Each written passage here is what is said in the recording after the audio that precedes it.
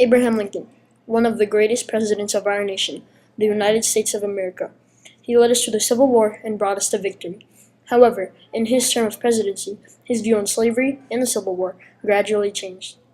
Though known for his honesty, when it came to the end of slavery, he didn't tell the people the truth. The truth behind Abraham Lincoln's hesitation to end slavery was because of all the pressure he had behind him.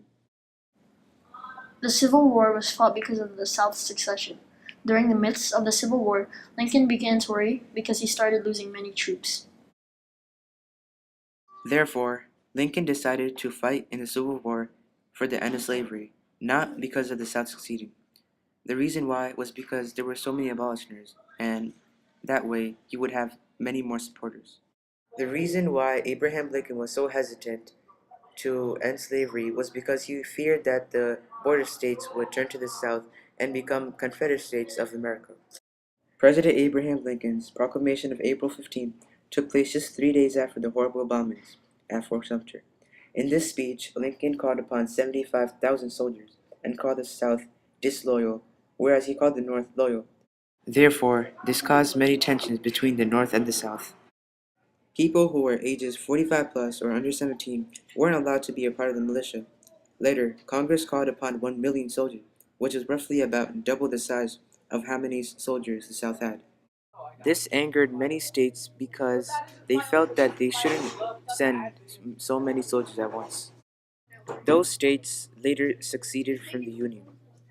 Although the Civil War wasn't originally fought to end slavery, it was actually to prevent it from spreading.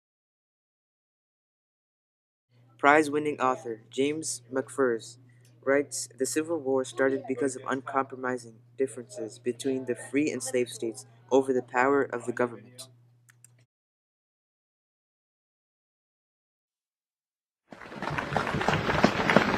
Fourscore and 7 years ago, our fathers brought forth on this continent a new nation, conceived in liberty, and dedicated to the proposition that all men are created equal. Now, we are engaged in a great civil war, testing whether that nation, or any nation so conceived and so dedicated, can long endure. We are met on a great battlefield of that war. We have come to dedicate a portion of that field as a final resting place for those who here gave their lives that that nation. In November 1863, President Abraham Lincoln was invited to talk about how he felt about the war, which then became a speech known as the Gettysburg Address, the dedication ceremony for people who died in the Gettysburg Battle in Pennsylvania. Although it was extremely short, it moved many people and made people think differently about the war. This place was where one of the bloodiest and most devastating battles of the Civil War happened.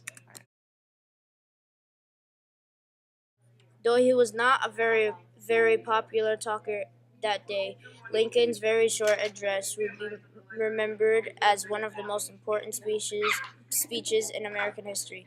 In it, he showed the principles of human equality that were in the Declaration of Independence, and also the sacrifices of the Civil War and the desire of a new birth of freedom and the important preservation of the North and a free country that was created in 1777.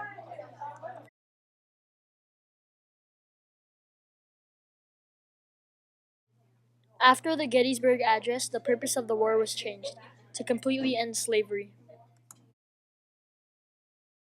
As the war was coming to an end, General Robert E. Lee was forced to surrender to the Union and join back with America.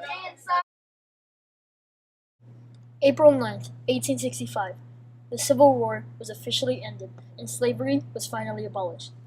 The tension between the North and the South continued to impact American lives. These tensions were stretched out for another 100 years. So, as you can see, Abraham Lincoln's view on slavery was both judgmental and debatable, but was clearly justified toward the end of the Cold War.